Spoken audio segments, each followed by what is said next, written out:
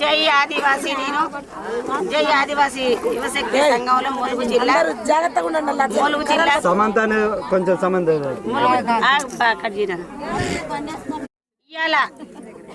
ఇప్పటికి 4వ రోజు అన్ని సంఘాల సమన్వయంతో ఆదివాసీ మహిళా మనులతోటి ఇక్కడ జై ఆదివాసీ యువశక్తి సంఘం ఆదివాసీ సంఘాల మహిళలు రాష్ట్ర కమిటీ మరి మా జిల్లా కమిటీ మరి మండల కమిటీ ఆధ్వర్యంలో ఇవాళ ఏటూరు నాగర 200 సర్వే నంబర్ గల భూమిలో మరి ఈరోజు ఇప్పటికీ ఉన్నట్టు ఆదివాసులు 5వ షెడ్యూల్లో 70కి ముందొచ్చిన వాళ్ళ గిరిజనేతర సోదరులని మేము మాత్రం వాళ్ళ అన్నదమ్ముల్లాగా మేము కలిసి ఉంటామని చెప్పేసి మేము ఇదే చెప్తున్నాం.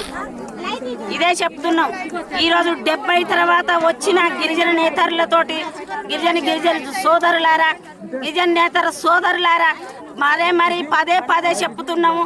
ఈరోజు కొంతమందిని ఆదివాసీ సంఘాలని చెప్పుకునే కొంతమంది అందులో కర్ర రాధిక క్రాస్ రోడ్ మరి కొప్పుల సరిత కూడా ఇదే 209 సర్వే నంబర్లు గల భూమిలో మేము ఆదివాసీ మహిళలుగా స్థానం కల్పించింది. ఇది మాది పెద్ద తప్పు, ఎన్నుపోటు. ఆదివాసీ సమాజమా వినండి.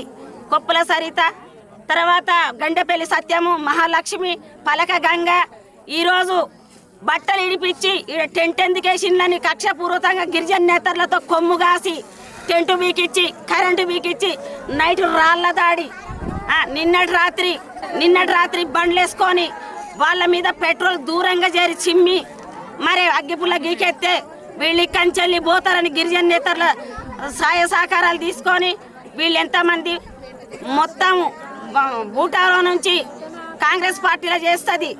మరి కుడుముల సారమ్మ ఇక్కడ నేను బడే సులోచనని శైలశమంతకమని బోధమైన స్వాతి అట్టం సుభద్ర పెనక నాగమని మరి ఇక్కడ అది సోయం మురళి మాకు ప్రాణ భయం ఉన్నది. మరి అధికారులు ఇవాళ చట్టం అని చెప్పి ఇక్కడ కూర్చుంటే మరి వీళ్ళంతా కలిసి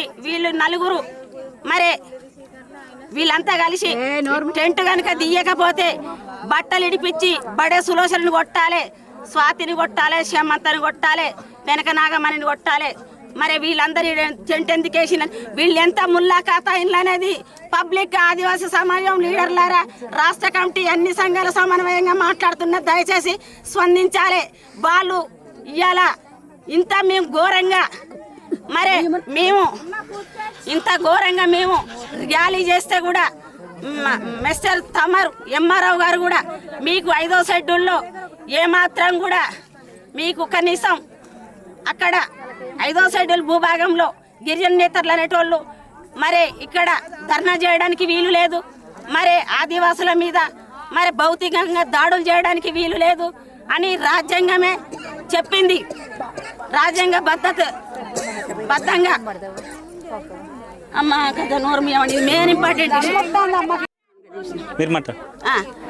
రాజ్యాంగబద్ధంగా ఇచ్చిన హక్కుల్ని మరి ఈరోజు 10-15 సంవత్సరాల నుంచి వెళ్ళి ఇక్కడ స్థానికంగా ఉండే ఎంఆర్ఓ కానీ కలెక్టర్ గారికి కానీ పిఓ గారికి కానీ మరి ఇంతమంది సమక్షంలో అక్రమ కన్స్ట్రక్షన్లు ఆపాలి, ప్రభుత్వ భూముల మీద బోర్డులు పెట్టాలి అని చెప్పి ఇప్పటి 15 సంవత్సరాల కానుంచి వెళ్ళి మేము చెప్పుకుంటూ ఒక ఆదివాసీ మహిళలుగా ఒక ఆదివాసీ లీడర్లుగా ఇచ్చుకుంటూ వస్తే ఈరోజు అది నిమ్మకి నీరెత్తిన రీతి అవుతుందని చెప్పేసి 200 సర్వే నంబర్ గల భూమిలో గండపల్లి సత్యం, పలక గంగ, కర్ర రాధిక మరి గండపల్లి సత్యం కొడుకు సుకేసు మరి ఈ మన కుప్పల సరిత, మహాలక్ష్మి వీళ్ళంతా కలిసి మరి ఎక్కెళ్ళ బూటారం కుడుముల సారమ్మ వీళ్ళని మమ్మల్ని బట్టలు ఇడిపించి కొట్టాలి.